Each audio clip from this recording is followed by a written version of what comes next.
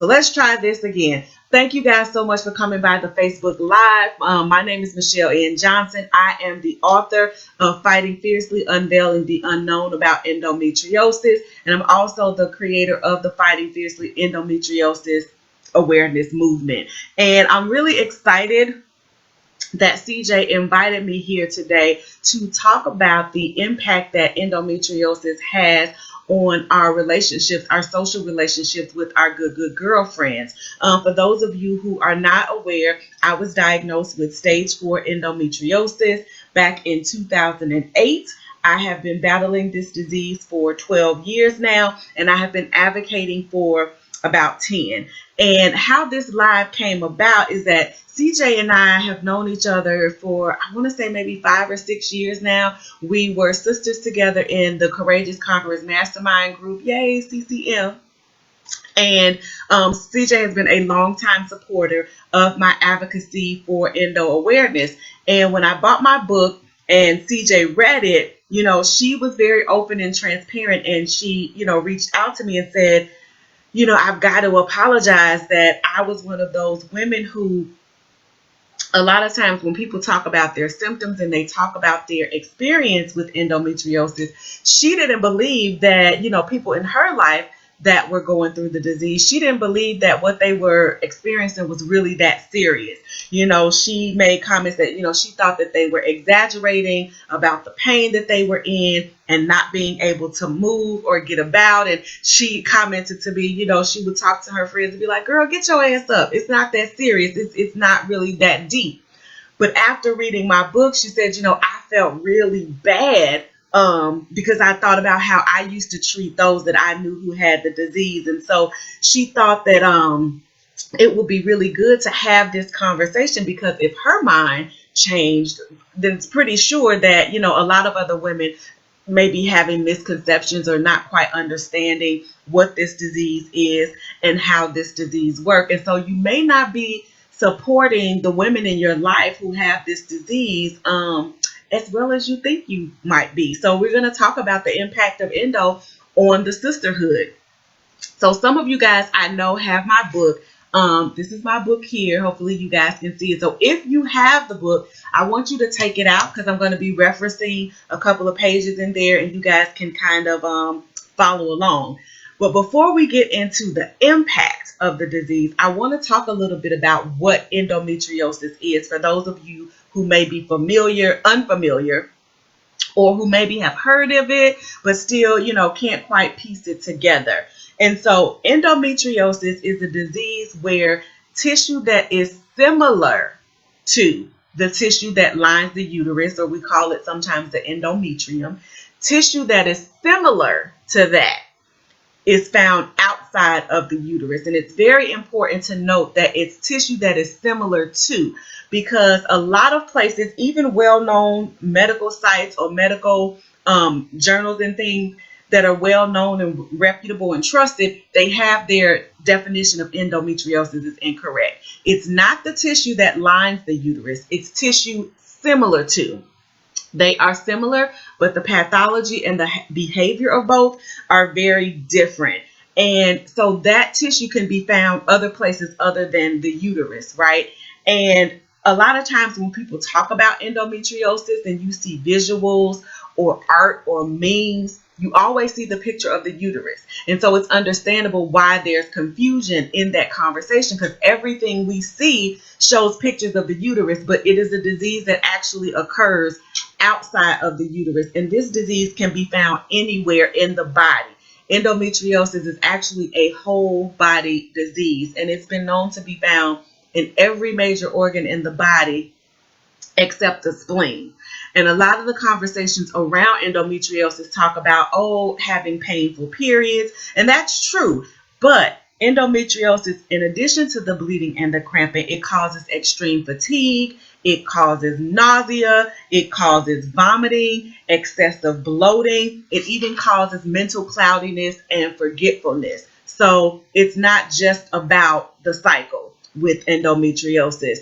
And again, the pain with endometriosis, you can experience this pain any time of the month.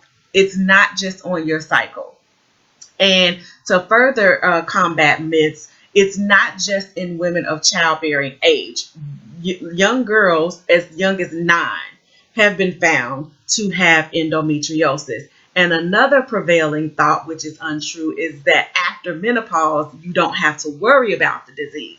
That's untrue as well. Sometimes your symptoms can decrease, but there are plenty of women who are beyond menopause who are not even having their cycles anymore, who are still impacted by endometriosis. A hysterectomy won't cure it. You guys may have heard that before. Pregnancy does not cure it. Menopause does not cure it. As it stands right now, there is no cure for endometriosis, but there are a myriad and variety of different types of treatment and symptom management tools that we use. Right now, excision is considered the gold standard for treating endometriosis, which is where they go into the body and they cut the disease out. Lupron is a popular drug that you may have heard of. Does not treat endometriosis. It does not cure it. You guys may have seen the commercials about Orilissa, the drug that's been released in the last year or so. That does not treat the disease. It does not cure the disease. The best chances for effective treatment of this disease is to see an excision specialist, a doctor that is specifically trained in treating chronic pelvic pain, including endometriosis. Your regular OB-GYN, 9 times out of 10, is not an endometriosis specialist. Most OB-GYNs are not properly trained to thoroughly manage this disease. So if you have it, or if you think you may have it, your best defense in getting out in front of this and having it treated properly is to see an excision specialist. So now, the meat and potatoes of why we're all here. Why does any of that matter? Why does any of what I said why is it important? And I'll tell you why. Because endometriosis, again, not only is it a whole body disease, but it is a disease that it doesn't just affect us physically. It affects us mentally. It affects us emotionally. It affects us financially, sexually, and it trickles out to where not only does it affect us, but it affects our families. It affects our children. It affects our jobs. And yeah, it affects our relationships with our good girlfriends. All across, social media and in pop culture now, you hear this talk about find your tribe, right? Find your village, who's your good girlfriend, hey girlfriend, you better, all this talk about girlfriends and support and foundations. And those relationships, I would say next to your husband or your spouse or your partner, the relationships that you have with your girlfriends and your sister friends and your sister circle, those are probably second most important relationships that you're going to have. And for some people, it's even more important. It's more important than their families, because sometimes your girlfriends, your relationships, they're closer than your family. Right? And so I felt that it was important to talk about that, because just like marriages and relationships can get strained, your relationships with your girlfriends can be strained and impacted by this disease. And so I want to start by just sharing a little bit of my experience in that, when I was first diagnosed, those first few weeks in the hospital and after my surgery and in my follow-up care, my girlfriends rallied around me. They really, really did. They came to the emergency room. Some of them snuck and stayed a little bit after visiting hours. They brought me food. They walked back and forth with me. I had a girlfriend who lived all the way on the other side of town, who I had not seen in years. She literally drove to my apartment, stocked my refrigerator. My cousin, who also has endometriosis, she drove all the way down from Minnesota to come and take care of me. And so that love and that support, it really helped get me through, because I was new to my diagnosis. I didn't know what was happening to me, what was going on with my body. But as those weeks turned into, months, and, months turned into a year or two, my friends thought that I was just fine. They were like, so when the summer hit, so my first surgery was in the winter. So when that summer came, all my girlfriends were like so excited, like, yeah, we're going to do these festivals and all of these concerts we're going to do. And the look that hit their faces, when I had to tell them, like, I can't go, I'm still feeling a little weak. I'm just not going to be able to make it. The look of confusion and disappointment was really hurtful, because in their minds, they were like, well, you've had surgery, you're fixed now, right? Everything is okay, right? And that was not the case, and it just, there's a little bit of a disconnect there, right? And so eventually, because I was disappointed too. I was expecting to go out and party and do all of these things, but as time went on, I realized that the invitations became less and less, right? They became more scarce. The phone calls stopped coming as much. And I started to see where it got to a point where I wouldn't even know, right, that social media events were happening or going on until after I saw the pictures on Facebook. And I would look and be like, well, dang, you could have invited a sister, I might not have been able to go, but maybe I could. But, just the hurt of just, being left out. That's a real thing. You get, it sets in, and, it hurts.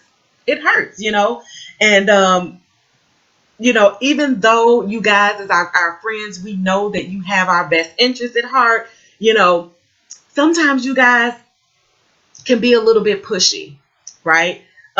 It's like you not meaning to be pushy, but like if you do invite us out somewhere and we have to turn it down or have to say no, and then your response is like, well, come on, girl, I know you want to get out of the house, you've been cooped up all year, or it's not going to be the same without you, right?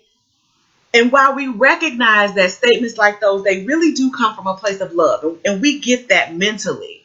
But the thing that we need for you guys to understand is that when you say things like that, all it does is magnify our sense of guilt and hurt, because we want to come out and kick it too. We want to be out too. But sometimes it's not that we don't want to go, but sometimes it's that we are in so much pain, or we are bleeding so heavily and so excessively, like we literally cannot move, or it pains us to move. And I know it may sound a little bit of a conflict here, but when you do invite us out, if we have to decline, don't take it personal, right? We need you guys to honor that and to not take it personal, because it's not a personal diss to you. It's not brushing you off, And by the same token, if we do say no, don't stop inviting us, though. Don't stop inviting us, because the one time that you don't ask us to go might be the one time that we're actually feeling well enough to go. Or it might be that one time where we really need to get out of the house. And even if it's just to leave our house to go to your house, right? But just a change of scenery. So I know it seems like a little bit of a conflict there, but hopefully you guys, can understand that delicate balance, because it's a very delicate balance. And if you're not sure, just have that conversation with your girlfriend. Just ask, like, what is it do you need from me? And if you really, really want to get together and one of those really hot and popping events is happening at a time where your girlfriend can't participate, then flip the script and make it a girls' night in, right? You guys get together, rent, some of your favorite movies, you can throw back old school to like House Party, or, rent Baby Boy. You can talk to the screen, Jody. I see you, Jody, right? Make some mocktails up. And notice I didn't say cocktails. I said mocktails, because alcohol can be very triggering for people with endo. It can set us off because of the yeast and all of the sugar that can be in sometimes some of those drinks. But get creative, make up a few mocktails and bring the party to us. And trust me when I tell you guys, it does so much for us, right? Not just confirming that you have our back and that we're supported, but also affirming us as well. Because this disease can do so much to wreak havoc on us. It affects our self-esteem, the way we see ourselves, our physical appearance. This disease wreaks havoc on us with weight gain and hair falling out. So sometimes we don't feel, as cute and stuff, and sometimes we just need our girlfriends to be like, I got you. You still cute. We're going to do some mani-pedis in the crib and, just chill. A lot of people are freaking out now because of everything that's going on with this CV-19. But for us, being alone and being isolated from this disease, that's kind of part of our new normal. So that's like, it's not a thing for a lot of us, and I say that to say, just to add another layer to the complexity of this, that as much as we enjoy the opportunity to get out and about when we can, conversely, sometimes a little alone time is what we need. It's the best thing that we need. And I know it sounds crazy ironic, right? Especially since I just spent all that time telling you about how we need your back and we need your support. And that's why I talked about it being a delicate balance, because, having that confusion and not knowing, when to step up or when to fall back, it can be strenuous. And unfortunately, sometimes relationships and friendships are fractured by it. And just like marriages break up, significant other relationships break up, sometimes friendships break up in the midst of this, because, if you invite us out and we say no, or we continuously decline, you guys as our friends on the receiving end of that, you may feel shunned. Why you funny acting? You don't pick up the phone when I call.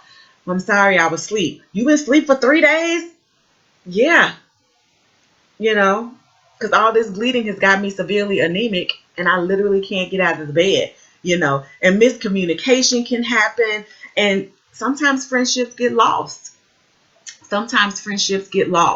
And thankfully, I can't say that I have lost any friends through this journey, but I can say some of my friendships have definitely been tried and tested through this disease, right? Definitely have been tried and tested through this disease. So it's important to keep your lines of communication open, just like you would do in any other relationship, right? So the next piece that I want to kind of to delve into is just to talk about that. Obviously, if we didn't have things in common, right? If we didn't share the same love of music and movies and favorite authors and similar philosophies about life, we wouldn't be friends, right?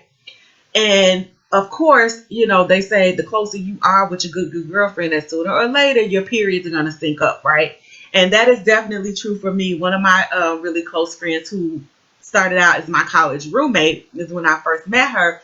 We lived together for 5 years. And so eventually, our cycles synced up. And that's common, right? And so a lot of times when your friends, in an effort to relate to you or to make us feel like we're not alone, you guys say some things that are really incredibly hurtful. And I'm sure that most of the time you're not aware of them. And one of the most hurtful things that you guys can say to us is stuff like, girl, I know I get bad cramps too. Everybody get their period. And it's like, not exactly, right? Because like I mentioned earlier, endo doesn't have anything really to do with your period. You can experience pain at any time, not just on your cycle.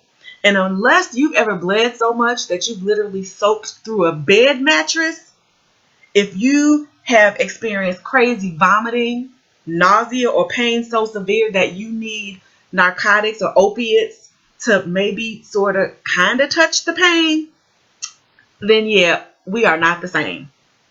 Love you, sis. But as they say, this ain't that. We are not the same.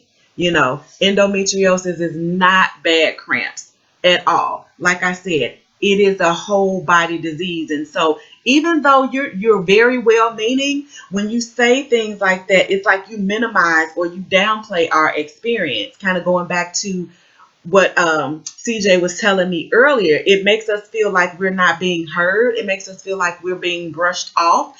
And it's especially hurtful when it comes from our friends, because we deal with so much of that from the medical community. We fight so hard to get doctors to understand us, to get medical professionals to understand us, to get our families to understand us, to get our jobs to understand us. Sometimes to get our man, our boo, our boyfriend, or our girlfriend to understand us. So the one person we think our girls got our back, and when you guys say things like that, as well meaning as it may be, that actually hurts more than it helps, right? And so if you've ever found yourself in a position like that with your friend, what I would say to you is the same thing that I share when I talk to the men and the guys, when I talk to couples in relationship. And if you're not exactly sure how to act, what to do, the biggest piece of advice I can give you is to educate yourself, right? I talk all the time about educating, enlightening, and empowering yourself. Do some search, do some research, right? Educate yourself on the medical complexities of the disease. Ask your girlfriend if you can go to a doctor's appointment with her. I know I've had a couple people in the forum here. Some of my girlfriends have gone to doctor's appointments with me. Ask if you can sit in and hear the feedback from the doctor so that you can get a greater understanding. Go with her to expos and symposiums and summits. Come to social media platforms like this. Come and join discussions like this so that you can hear from other people to know that this is real, so that you can know, okay, your girlfriend isn't just crazy. She's not tripping, but there is a thing that this is real, right? And even search online. Just like there are online support groups from the women who fight this disease, there are online support groups for family members and friends affected by this disease too, to kind of help you get a better, more empathetic understanding of how you can support that loved one in your life, And again, keep those communications open. And even though it can be a challenge, try to gauge, or just like I said, just ask, right? So you don't have to assume. Ask when she needs you to step up and when she needs you to fall back, and just give her, a little bit of space. But more than anything, like, the best thing that you can do to support somebody with this disease is do the thing that brought us here. Do the thing that you've done all along. And that is just simply to be her friend.